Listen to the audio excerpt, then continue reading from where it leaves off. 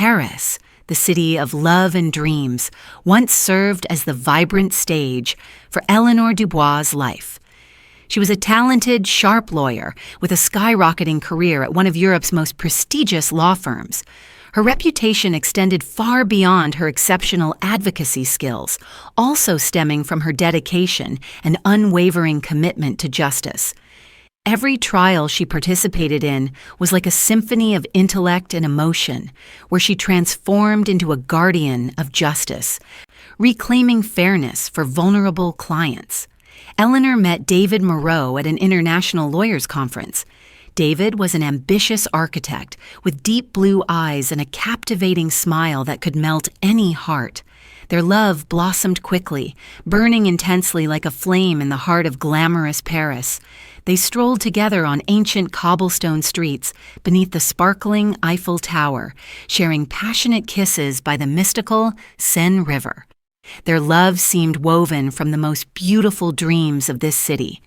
After a year of romantic dating, they married in an old church on the outskirts of Paris, surrounded by vibrant golden maple trees, just like a painting depicting the ancient and romantic beauty of a European garden. Their married life initially overflowed with happiness. Eleanor continued her brilliant career, while David gradually established his position in the architectural world. 6 years later, their joy erupted when their precious son, Lucas, was born. Lucas was everything they had dreamed of, a little angel with bright eyes and a radiant smile. When Lucas was 3, David received a golden opportunity to lead a large-scale architectural project in London, promising immense fame and financial gain. This was a crucial turning point in his career. Eleanor, with her boundless love and support for her husband, made a difficult but sacrificial decision. She put her peak career on hold, giving up a potential partnership at the law firm to move with David to London. She believed that family came first, and staying home to care for Lucas, building a solid home, would be a firm foundation for David's success. Life in London began with many challenges. Eleanor devoted all her time to Lucas, picking him up from school, preparing nutritious meals, and exploring the city's green parks and historical museums with him. She transformed their apartment into a true home, always filled with laughter and warmth. David, with Eleanor's full support, climbed higher and higher. His projects achieved resounding success, bringing him fame and substantial wealth. David Moreau became a sought-after name in the international architectural world. However, along with wealth and success, David gradually changed. He became busier, family dinners became rarer, and conversations between the couple revolved only around his work. Eleanor felt an invisible distance growing between them. She tried to mend things, tried to rekindle beautiful memories, but David seemed completely immersed in his world of work and new social connections. Even more heartbreaking was Lucas's change. The boy, now 7 years old, began to be influenced by his father's and grandmother's words and attitudes. Mrs. Moreau, a noble and strict woman, had never truly accepted Eleanor. She always believed that Eleanor had neglected her career to become a housewife, and that it was not worthy of a successful man like David. She frequently compared Eleanor to other successful women in high society, implying that Eleanor had become sloppy and outdated. The criticisms, though initially subtle hints, gradually became more direct and cruel. Lucas, the son Eleanor loved more than her own life, began to repeat those words. "Mom, how do you know Dad is busy if you don't go to work? You just stay home. What's so tiring about that? My friend said their mom looks more elegant than you." Each word from her son was like a knife piercing Eleanor's heart. She painfully realized that her sacrifice was not appreciated, but rather scorned. One fateful evening, as Eleanor was preparing dinner, she heard David and Lucas talking in the living room. "Dad, my friend said Mom doesn't look as pretty as Miss Juliet," Lucas said, his voice innocent but full of harm. David chuckled. "Son, your mom only knows how to stay home now. Miss Juliet is different. She's very smart and successful." Eleanor's heart shattered. Miss Juliet was the daughter of an important business partner of David, a young, beautiful, and talented woman. Eleanor had seen David and her together at a few events, but she always tried to trust her husband. Now the harsh truth was revealed. David and Lucas, the two most important men in her life, had betrayed her. They not only criticized her, but openly admired another woman. Tears streamed down Eleanor's face. She realized that she had lost everything: her career, her love, and even her own son's respect. The luxurious London apartment suddenly became a prison where she felt suffocated and utterly alone.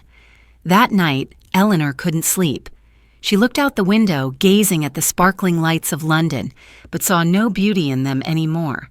She remembered her brilliant days in Paris, remembered the dramatic trials, remembered the strong, confident Eleanor Dubois of old. Now she was just a shadow, a discarded, rejected woman. The next morning, Eleanor made her decision. She could not continue to live in this pretense and pain. She had to find herself again, find the Eleanor Dubois she once was. She would divorce. Eleanor's decision to divorce met with fierce opposition from David and especially Mrs. Moreau. They thought she was crazy, that she would lose everything if she left David. But Eleanor was too tired of the harsh words and contempt. She knew she had to leave to find peace and self-worth. The divorce process was difficult and painful. With Mrs. Moreau's manipulation and David's coldness, Eleanor left empty-handed. She asked for nothing but her freedom. She accepted losing the luxurious house, the extravagant items, and even a part of the life she had built. Her only heartache was Lucas. David had won custody, and Eleanor knew she would have to live apart from her son.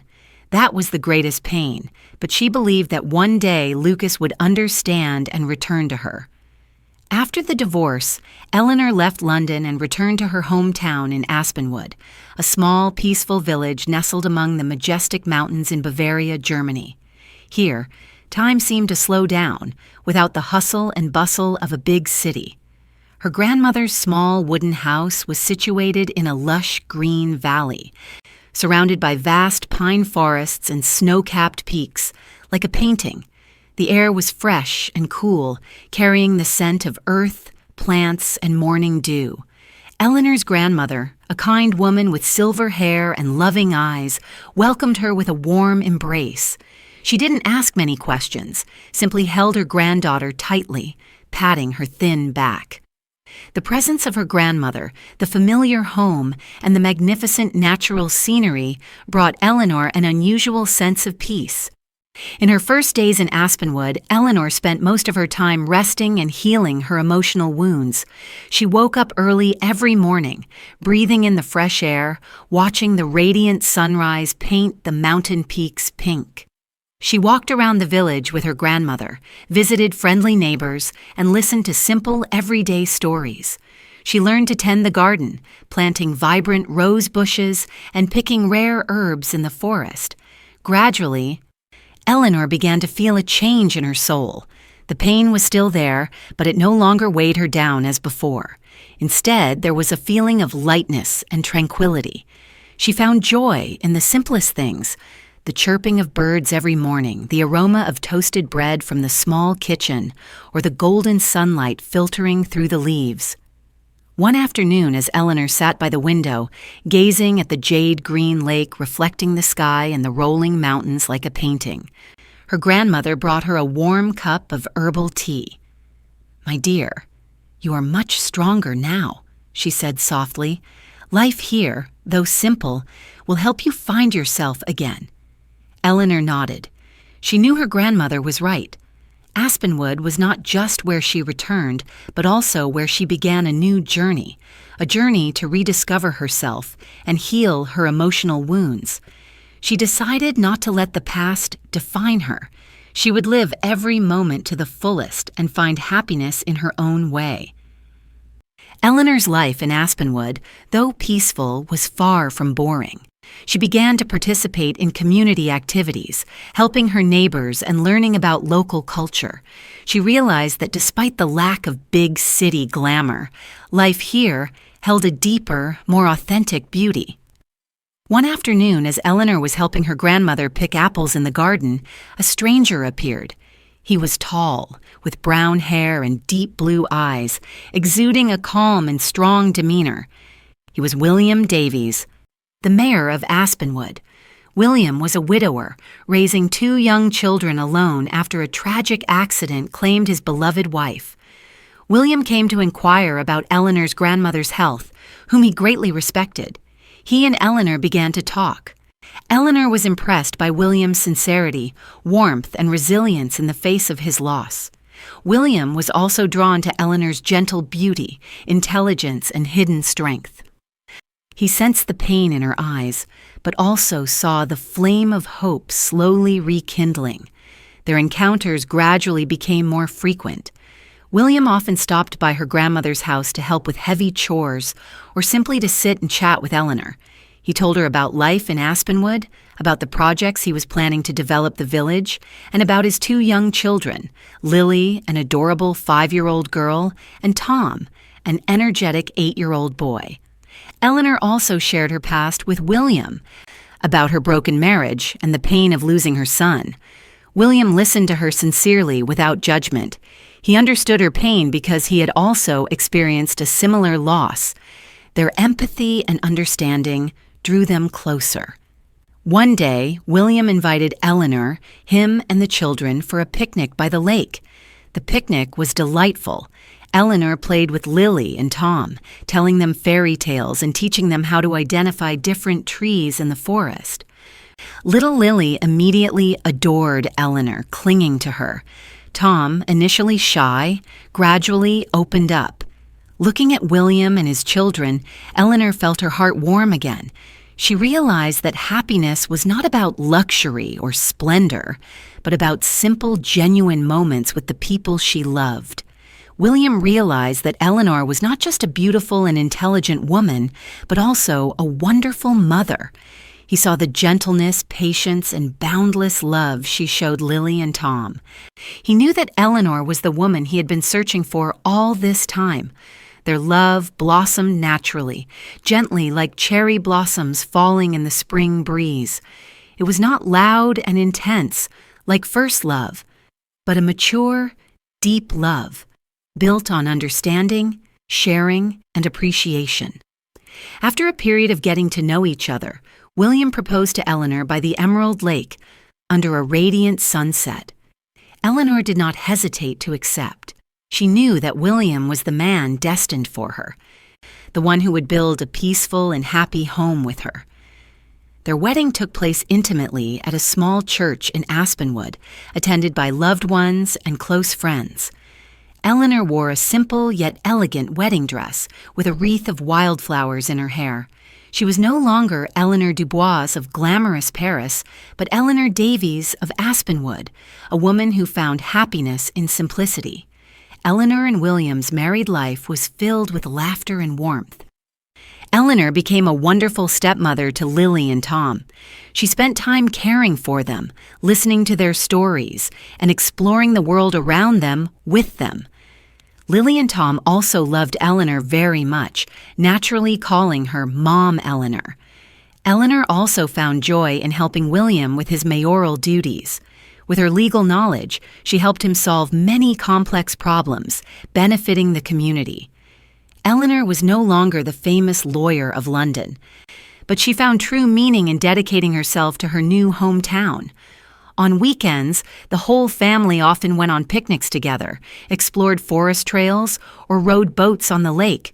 They admired the majestic beauty of the mountains, the vibrant flower fields, and the clear streams. Eleanor felt her soul completely healed. She no longer remembered the past pains, but focused only on the happy moments of the present. One evening, as the family gathered by the fireplace, William held Eleanor close. "My love, I don't know how to thank you. You have brought light into my life and our children's lives."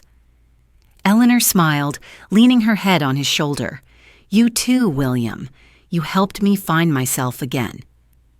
Life in Aspenwood was not just a geographical change, but also a spiritual one. Eleanor had learned that happiness was not about wealth or fame, but about peace of mind, genuine love from those around her, and the ability to find beauty in the simplest things in life. Eleanor's peaceful life in Aspenwood seemed like it would never be disturbed. However, one day, a letter from London arrived, carrying painful memories from the past. It was a letter from David's lawyer, informing her that he wanted Eleanor to return to London to resolve some issues related to shared assets that she had previously given up. Eleanor initially felt bewildered. She didn't want to return to London, didn't want to face the people who had hurt her. But William was by her side, encouraging and comforting her. "My love, I know you're scared, but you're not alone. I will always be with you, no matter what happens." With William's support, Eleanor decided to confront her past. She returned to London, but this time, she was no longer the weak, abandoned Eleanor of old. She was Eleanor Davies, a strong, confident woman, surrounded by love and peace. The meeting with David was cold. He was still a successful, wealthy man, but his eyes no longer held the warmth they once did. He seemed surprised to see how much Eleanor had changed. She was no longer the sloppy housewife he once criticized, but a radiant, vibrant woman. During their conversation, Eleanor learned that David's life was not as happy as it seemed. He had married Miss Juliet, but their marriage lacked love. Mrs. Moreau continued to control his life, and Lucas, now older, had become distant and cold. David seemed to have realized his mistake, but it was too late. Eleanor no longer felt hatred or pain. She only felt pity for David. She had found true happiness while he was still lost in the world of money and fame.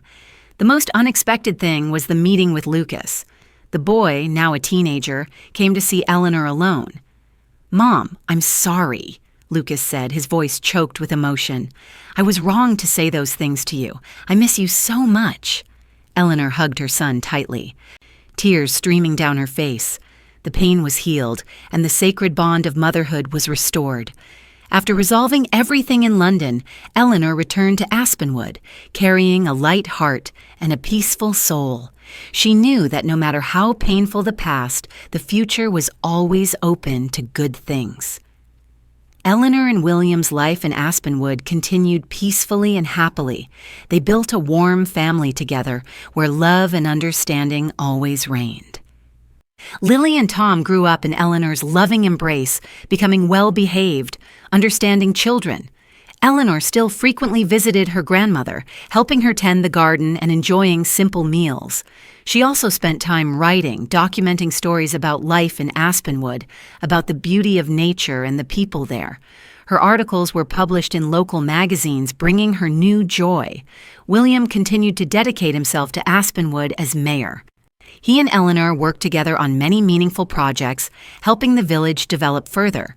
They transformed Aspenwood into a desirable place to live, where everyone felt happy and peaceful. On weekends, the whole family often strolled by the lake, where graceful white swans glided gently on the clear blue water, like in a painting. They admired the snow-capped peaks, the deep green pine forests, and the babbling streams. Eleanor felt incredibly fortunate to live here, where she found true happiness. Eleanor's story is a testament to the power of love, the resilience of the human spirit, and the eternal beauty of peace. It reminds us that no matter how difficult life may be, we can still find happiness if we appreciate the simple things and always maintain faith in ourselves. Aspenwood is not just a village, but a symbol of healing, hope, and unconditional love. It is where Eleanor found herself again, where she built a new life, and where she realized that happiness is not a destination, but a journey.